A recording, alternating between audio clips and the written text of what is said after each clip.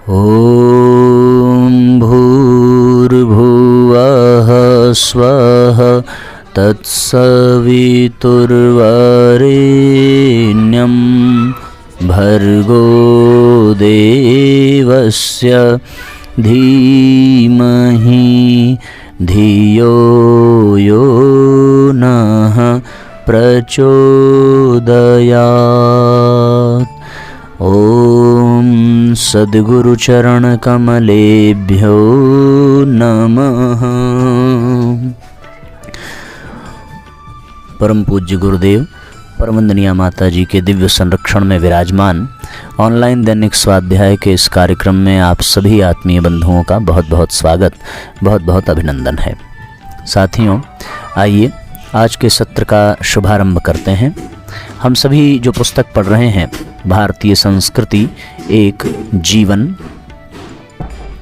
दर्शन, और इसका पहला अध्याय हम लोगों ने पढ़ लिया था, भारतीय संस्कृति, जिसमें बहुत सारी बातें बताई गईं कि अन्य संस्कृतियों की अपेक्षा भारतीय संस्कृति में क्या विशेषता है, क्यों ये संस्कृति सनातन रही है और नित्य निरंतर अपने प्रभाव को बनाए हुए है।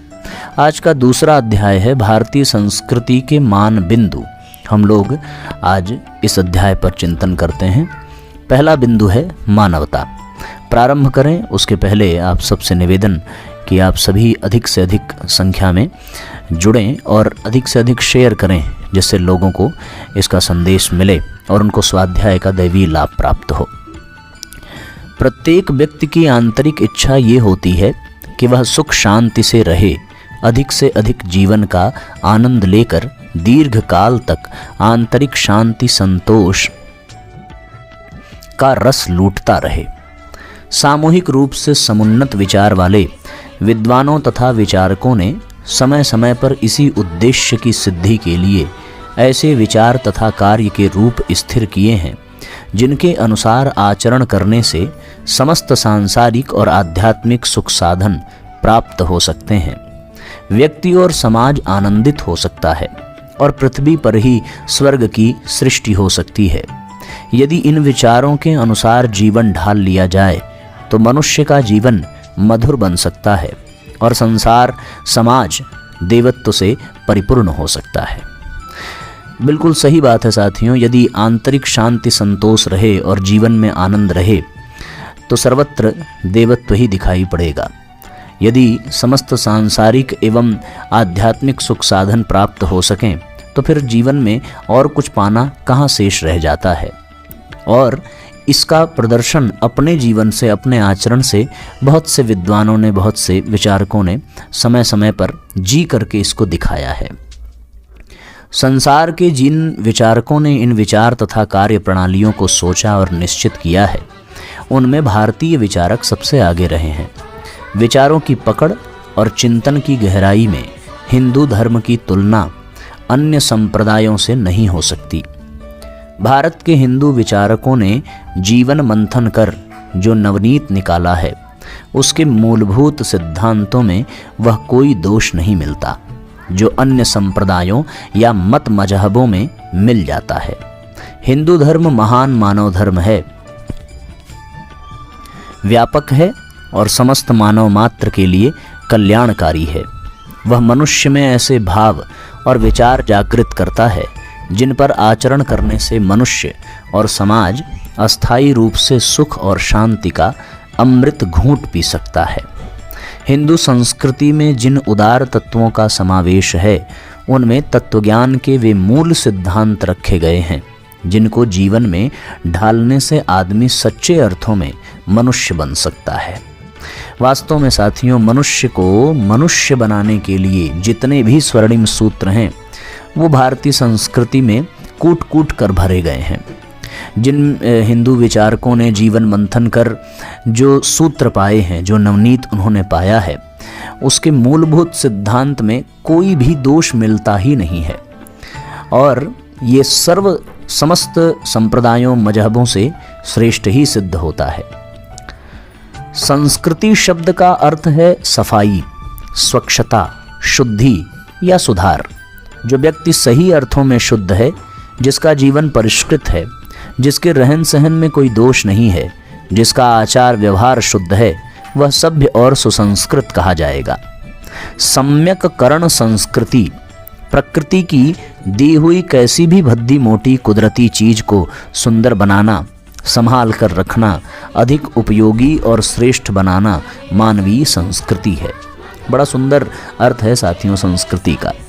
परिशोधन, परिष्कार, परिष्कृत होना, शुद्धि, स्वच्छता, सफाई। सम्यककरण संस्कृति का तात्पर्य कि कुछ भी हो उसे सर्वाधिक सुंदर बनाना, उपयोगी बनाना, श्रेष्ठ बनाना, यही मानवीय संस्कृति है। जब हम भारतीय या हिंदू संस्कृति शब्दों का प्रयोग करते हैं तो हमारा तात्पर्य उन मूलभूत विचारों से होता है जिन पर आचरण करने से मानव जीवन में अच्छे संस्कार उत्पन्न हो सकते हैं और जीवन शुद्ध परिष्कृत बन सकता है। हम देखते हैं कि प्रकृति में पाई जाने वाली वस्तु प्रायः साफ नहीं होती। बहुमूल्य हीरे, मोती, मानिक आदि सभी को शुद्ध करना पड़ता है। कटाई और सफाई से उनका सौंदर्य और निखर उठता है और कीमत बढ़ जाती है। इसी प्रकार सुसंस्कृत होने से मानव का अंतर और बाह्य जीवन सुंदर और सुखी बन जाता है। सुसंस्कृत व्यक्ति समाज को और देश के लिए अधिक उपयोगी होता है। उसका आचार व्यवहार, रहन सहन संभाला हुआ, सुंदर, आकर्षक और अधिक उपयोगी होता है। फिर उस व्यक्ति का परिवार तथा उसके बच्चों के संस्कार भी अच्छे बनते हैं। इस प्रकार मानव मात्र ऊंचा और परिष्कृत होता है और सद्भावना, सच्चरित्रता तथा सद्गुणों का विकास हो जाता है। अच्छे संस्कार उत्पन्न होने से मन, शरीर और आत्मा तीनों ही सही दिशाओं में विकसित होते हैं। मनुष्य पर संस्कारों का ही गुप्त रूप से राज्य होता है। जैसे संस्कार होते हैं वैसा ही चरित्र और क्रियाएं होती हैं। इस गुप्त आंतरिक केंद्र में संस्कार के सुधारने से शारीरिक, मानसिक और आध्यात्मिक शुद्धि का राजमार्ग खुल जाता है। तात्पर्य ये है कि संस्कृति जितनी अधिक विस्तृत होती है, जितना ही उसका दायरा बढ़ता जाता है, उतना ही मानव स्वर्ग के अस्थायी सौंदर्य और सुख के समीप आता जाता है। सुसंस्कृत मनुष्यों के समाज में ही अक्षय सुख शांति का आनंद लिया जा सकता है। आप देख सकते हैं साथियों, कितनी सुंदर बात पूज्य गुरुदेव ने लिखी है कि प्रकृति में जो कुछ भी पाया जाता है वो प्रारंभ में शुद्ध नहीं होता। उसकी सफाई करनी पड़ती है, उसको गढ़ा जाता है, उसकी कटाई करनी पड़ती है, उसमें अनेकानेक प्रकार के उपकरणों के माध्यम से, विधियों के माध्यम से जब उसे एकदम सर्वाधिक श्रेष्ठ बना दिया जाता है तो उसका मूल्य बहुत बढ़ जाता है। उसी प्रकार मनुष्य, ये जो मानव मात्र है, इसमें भी श्रेष्ठता की अनंतानंत संभावनाएं विद्यमान होती हैं। अनेकों अच्छे संस्कार इसमें उत्पन्न हो जाएं तो मन, शरीर और आत्मा तीनों ही सर्वथा विकसित हो जाते हैं। ऐसा विकसित मन, विकसित शरीर और परिष्कृत आत्मा जो श्रेष्ठ संस्कारों से परिपूर्ण हो और उसका श्रेष्ठ चिंतन हो, श्रेष्ठ जीवन हो, ये प्रक्रिया अत्यधिक सरल हो जाती है जब वो संस्कृति के सिद्धांतों को अपने जीवन में धारण करती है। जो संस्कृति का दायरा जितना बड़ा होता है वो उतना ही सौंदर्य से परिपूर्ण होता है। संस्कार का बड़ा महत्व है। संस्कार का अर्थ है शुद्ध परिष्कृत मन, मजा हुआ दिल, उच्च आत्मा। जिसने अपना आंतरिक संस्कार कर लिया है उसके कार्य स्वतः अच्छे होंगे। वह पारिवारिक, सामाजिक, राजनैतिक सभी प्रकार के कर्तव्य पूर्ण कर सकेगा। जिस व्यक्ति ने अपने संस्कार, अपना दिल जितना साफ कर लिया है वह उतना ही सुसंस्कृत कहलाएगा। जो जितना ही सुसंस्कृत है उसका जीवन उतना ही उच्च और मधुर रहेगा। संस्कृति प्राप्त कर लेना ही मुख्य महात्म्य है, मानव जीवन का चरम लक्ष्य है। संस्कृति की परिभाषाएं अनेक हैं और विद्वानों ने भिन्न भिन्न रूपों में इसकी व्याख्याएं की हैं। कारण यह विकास एक रूप नहीं, विभिन्न रूपों की ऐसी समन्वयात्मक समष्टि है जिसमें एक रूप स्वतः पूर्ण होकर भी अपनी सार्थकता के लिए दूसरे का सापेक्ष है। किसी मनुष्य समूह के साहित्य, कला, दर्शन आदि में संचित ज्ञान और भाव का ऐश्वर्य ही उसकी संस्कृति का परिचायक नहीं उस समूह के प्रत्येक व्यक्ति का साधारण शिष्टाचार भी उसका परिचय देने में समर्थ है, क्योंकि संस्कृति जीवन के बाह्य और आंतरिक संस्कार का क्रम ही तो है। इस दृष्टि से उसे जीवन को सब ओर से स्पर्श करना होगा। संस्कृति जीवन के उन समतोलों का नाम है जो मनुष्य के अंदर व्यवहार, ज्ञान और विवेक पैदा करते हैं। वह उनके सामाजिक व्यवहारों को निश्चित करती और उनकी संस्थाओं को चलाती है। वह उनके जीवन के आदर्श, उनके जीवन के सिद्धांतों को प्रकाश देती है। वह समाज के भावात्मक और आदर्श विचारों के बीच निहित होती है, जो समाज और व्यक्ति को महत्व देते हैं। समतोलों को स्वीकार कर जब समाज सहस्त्रों वर्ष तक चलता है, तब संस्कृति महान रूप लेती है। वह साध्य नहीं, साधक है। वह जीवन का उद्देश्य और जीवन का लक्ष्य है। मनुष्य वृत्तियां अपने विकास में जितनी ही सूक्ष्म हो पाई हैं, उतना ही वह संस्कृत हो पाया है। मनुष्य पशुता से 3 बातों में ऊंचा है। एक विचार शक्ति, दूसरा सौंदर्य प्रेम और नैतिक भावना में। इसलिए वृत्तियों की सूक्ष्मता मनुष्य को बहुत ऊंचा और संस्कृत बनाती है। भीष्म साहनी। किसी भी व्यक्ति का सांस्कृतिक महत्व इस बात पर निर्भर है कि उसने अपने अहम से अपने को कितना बंधन मुक्त कर लिया है। वह व्यक्ति भी संस्कृत है जो अपनी आत्मा को मांझकर दूसरे के उपकार के लिए उसे नम्र और विनीत बनाता है। जितना जितना व्यक्ति मन, कर्म, वचन से दूसरों के प्रति उपकार की भावनाओं और विचारों को प्रधानता देगा, उसी अनुपात में समाज में उसका सांस्कृतिक महत्व बढ़ेगा। दूसरों के प्रति की गई भलाई अथवा बुराई को ध्यान में रखकर ही हम किसी व्यक्ति को भला बुरा कहते हैं। सामाजिक सद्गुण ही जिनमें दूसरों के प्रति अपने कर्तव्य पालन या परोपकार की भावना प्रमुख है, व्यक्ति की संस्कृति को प्रौढ़ बनाती है। अल्बर्ट आइंस्टाइन, इन्होंने ये बात कही है।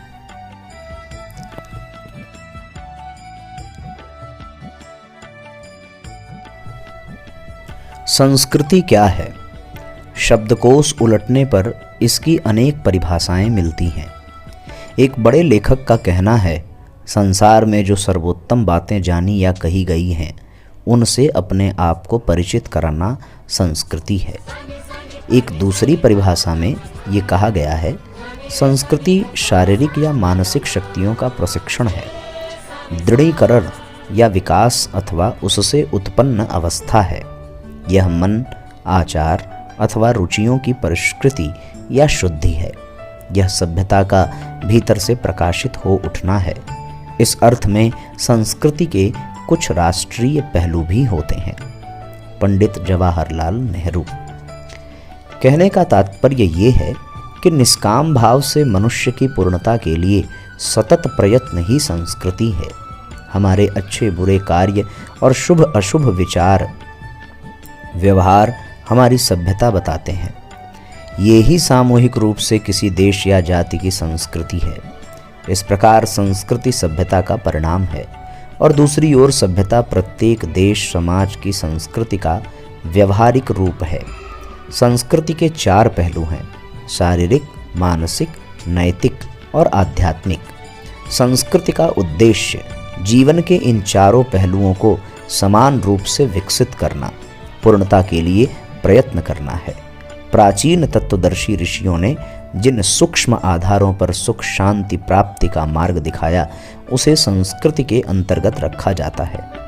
इस निष्कर्ष और आधार को लाखों वर्षों तक विभिन्न प्रकार से विभिन्न स्थानों पर आजमाया गया और अंततः लोगों को इसी नतीजे पर पहुंचना पड़ा कि यह ऋषि प्रणीत विचार पद्धति और कार्य प्रणाली ही एकमात्र ऐसी पद्धति है जिसे अपनाकर मनुष्य स्वयं सुख शांति से रह सकते हैं और अपने संपर्क में आने वाले अन्यों की सुख शांति में भी वृद्धि कर सकते हैं।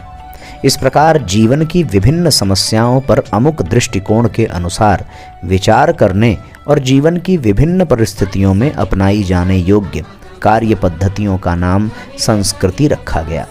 यह तत्वज्ञान समस्त विश्व के लिए था। चूंकि इसका आविष्कार भारत में हुआ, इसलिए इसका नाम भारतीय संस्कृति रखा गया। भारतीय संस्कृति वस्तुतः किसी संकुचित जाति, देश या संप्रदाय आदि तक ही सीमित नहीं है। मानव मात्र के लिए समान रूप से उपयोगी, कल्याणकारी और आवश्यक विचार प्रणाली है। कितने महत्वपूर्ण सूत्र हैं और कितनी सरलता से परम पूज्य गुरुदेव ने इन पंक्तियों में भारतीय संस्कृति की व्याख्या की है। वास्तव में साथियों, हम सब लोगों को इसी निष्कर्ष पर पहुंचना पड़ता है कि जितने भी ऋषि प्रणीत विचार और पद्धति है, जो कार्य प्रणाली है, जिसके माध्यम से मनुष्य सुख शांति से रह सके और अपने जीवन में उसकी वृद्धि कर सके तथा अपनी समस्याओं से बच सके, और यदि समस्याएं आ जाएं तो उसका समाधान उसे उस पद्धति से प्राप्त हो सके, उस प्रकार की पद्धति को ही संस्कृति कहते हैं। और ये तत्वज्ञान, ये दर्शन केवल और केवल भारत में विकसित हुआ। इसकी शोध, इसका आविष्कार भारत में ही हुआ। इस नाते ये भारतीय संस्कृति कहलाया, जिसका एकमात्र उद्देश्य, एकमात्र लक्ष्य मानव मात्र का कल्याण, मानव मात्र का उद्धार। संसार की समस्त संस्कृतियों में भारत की संस्कृति ही प्राचीनतम है। आध्यात्मिक प्रकाश संसार को भारत की देन है। गीता, उपनिषद, पुराण इत्यादि श्रेष्ठतम मस्तिष्क की उपज हैं। हमारे जीवन का संचालन आध्यात्मिक आधारभूत तत्वों पर टिका हुआ है। भारत में खान पान, सोना बैठना, शौच स्नान, जन्म मरण, यात्रा, विवाह, तीज त्योहार आदि उत्सवों का निर्माण भी आध्यात्मिक बुनियादों पर है। जीवन का ऐसा कोई भी पहलू नहीं है जिसमें अध्यात्म का समावेश न हो या जिस पर पर्याप्त चिंतन या मनन न हुआ हो। जब तक विश्व में भारतीय संस्कृति का आदर था, उसे लोग धर्म एवं ईश्वरीय आदेश एवं उच्चतम आदर्श मानकर व्यवहार करते थे। तब तक संसारे विश्व में परम शांति का साम्राज्य था। घर घर सुख शांति विराजती थी। मनुष्य मनुष्य के बीच अपार स्नेह था। एक दूसरे के लिए व्यक्ति क्या कर सकता है, इसके आदर्श उपस्थित करने के लिए हर एक व्यक्ति प्रतिस्पर्धा करता था, एक दूसरे से आगे बढ़ना चाहता था। ऐसी स्थिति में धन धान्य की कमी कदापि नहीं हो सकती थी। मनुष्य और समाज हर प्रकार से सुखी, स्वस्थ, दीर्घजीवी, प्रसन्न और संतुष्ट दिखाई देते थे। भारतीय संस्कृति का अनुसरण करने वाले को भौतिक सुख और आंतरिक शांति का होना सुनिश्चित है। इस तथ्य को हर एक पर प्रयोग करके ऋषियों ने यह दिखा दिया था कि मानव की अभिलाषा सुख शांति को निश्चित रूप से प्राप्त करने का एकमात्र मार्ग वही है जिसे संस्कृति कहते हैं। इस संस्कृति को पाकर मानवता धन्य हो गई थी।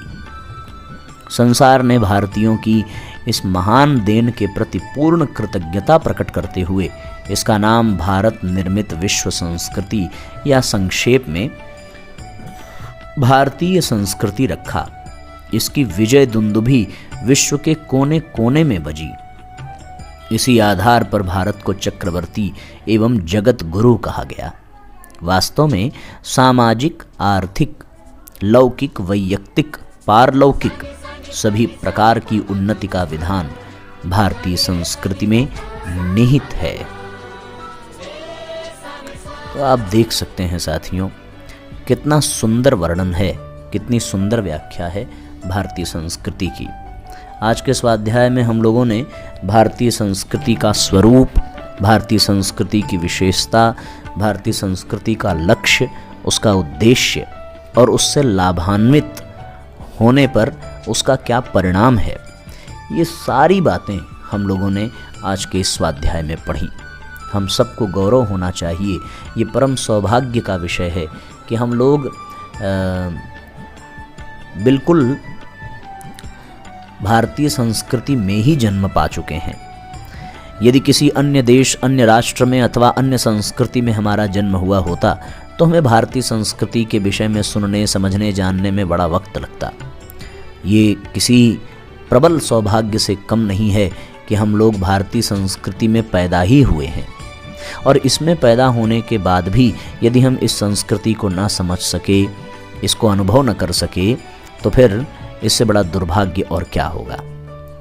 हम सब अपनी संस्कृति के बारे में गहराई से समझें, गहराई से जानें, इतनी गहराई से कि वो हमारे रोम रोम में रच बस जाए और हर पल हमारे प्रत्येक वाक्य, प्रत्येक शब्द, प्रत्येक चिंतन से हमारी संस्कृति का दर्शन होने लगे। उसमें अपनी संस्कृति का गौरव छिपा होना चाहिए। तो आज के स्वाध्याय को यहीं पर विराम देते हैं। समय की दृष्टि से बहुत कम स्वाध्याय है ये, लेकिन बहुत ही महत्वपूर्ण, बहुत ही आनंददायक और बहुत ही सारगर्भित है। इसको अधिक से अधिक लोगों को शेयर करें ज़रूर, ताकि लोग अपनी संस्कृति को समझ सकें।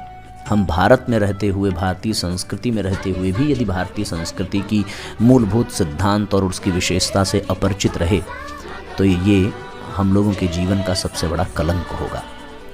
हम सब अपनी संस्कृति को जानें, पहचानें, जीवन में धारण करें, यही उद्देश्य होना चाहिए, और इसका सतत अभ्यास करते रहें, अहर्निश प्रयत्न करते रहें। आइए आज के सत्र को विराम देते हैं। गायत्री मंत्र साथ साथ बोलें। ओम भूर्भुवः स्वः तत्सवितुर्वरेण्यं भर्गो देवस्य धीमहि धियो यो नः प्रचोदयात्। सभी आत्मीय बंधुओं को बहुत बहुत प्रणाम, बहुत बहुत साधुवाद, बहुत बहुत धन्यवाद जुड़ने के लिए। सबको नमस्कार, शुभ रात्रि। ओम भूर्भुवः स्वः तत्सवितुर्वरेण्यं भर्गो देवस्य धीमहि धियो यो नः प्रचोदयात्। हम ईश्वर को सर्वव्यापी, न्यायकारी मानकर उसके अनुशासन को अपने जीवन में उतारेंगे। शरीर को भगवान का मंदिर समझकर आत्मसंयम और नियमितता द्वारा आरोग्य की रक्षा करेंगे। मन को कुविचारों और दुर्भावनाओं से बचाए रखने के लिए स्वाध्याय एवं सत्संग की व्यवस्था रखे रहेंगे। इंद्रिय संयम, अर्थ संयम, समय संयम और विचार संयम का सतत अभ्यास करेंगे।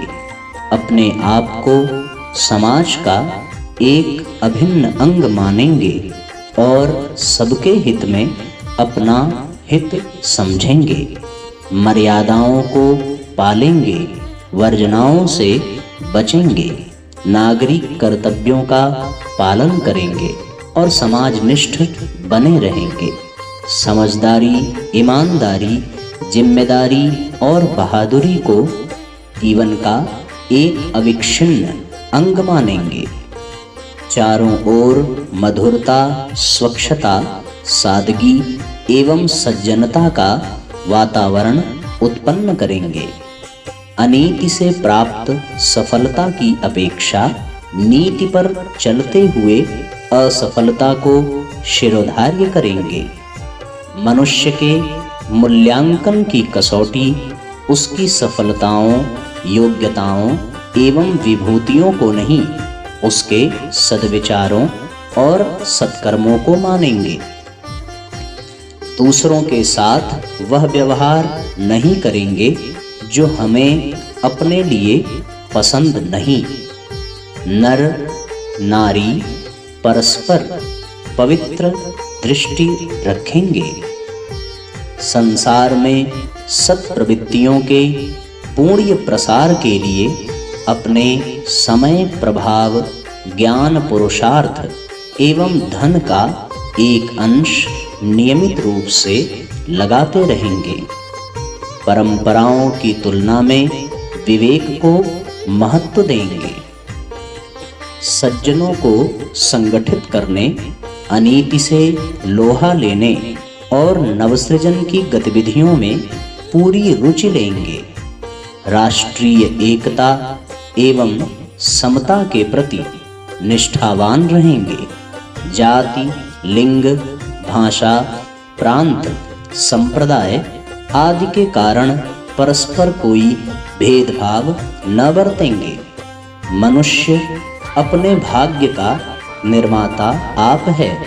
इस विश्वास के आधार पर हमारी मान्यता है कि हम उत्कृष्ट बनेंगे और दूसरों को श्रेष्ठ बनाएंगे तो युग अवश्य बदलेगा। हम बदलेंगे, युग बदलेगा। हम सुधरेंगे, युग सुधरेगा। इस तथ्य पर हमारा परिपूर्ण विश्वास है।